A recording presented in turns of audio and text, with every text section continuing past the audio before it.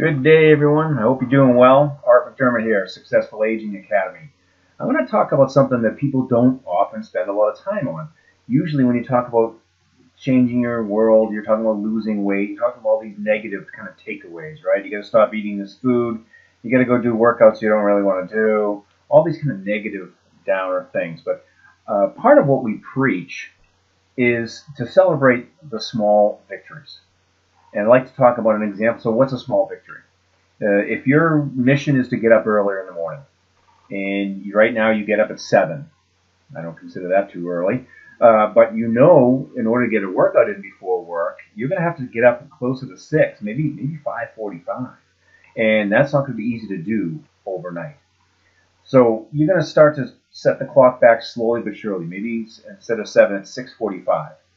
And if you can do that for a week, that's a victory, certainly a victory.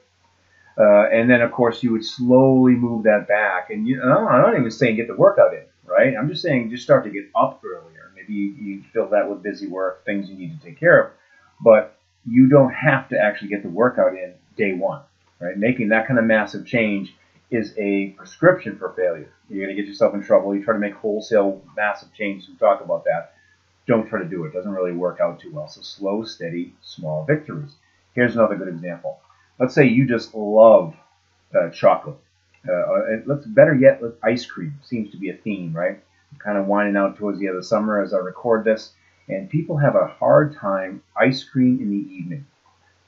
Dinner's over, you're sitting down, maybe you watch TV, hanging out, take care of things, and that Haagen-Dazs in the freezer is calling, right? Every time you don't go to the freezer and get it out, that's a victory. Denying a temptation, denying that call is a victory. Because I've heard people say, no, I just have this craving every single night. They feel badly about themselves because they have the craving. Well, don't feel badly about the craving. That's natural, right?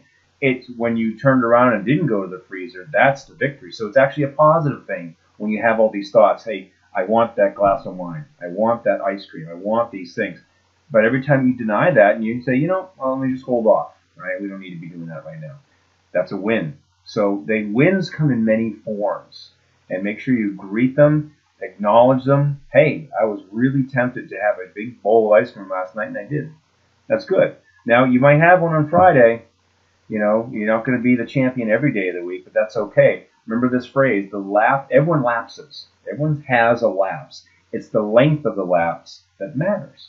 So don't beat yourself up if on a Saturday you had a slice of pizza and a beer. Okay, don't beat yourself up over that. Just get right back on track the next day. That's a victory. Okay, so don't ignore victories where they are. Take them, acknowledge them, celebrate them, and keep building on them. Okay, so celebrate the small wins. Every time you do that, you become a little bit stronger, and your habit that you're working on becomes a little more ingrained. All right? So celebrate the small victories.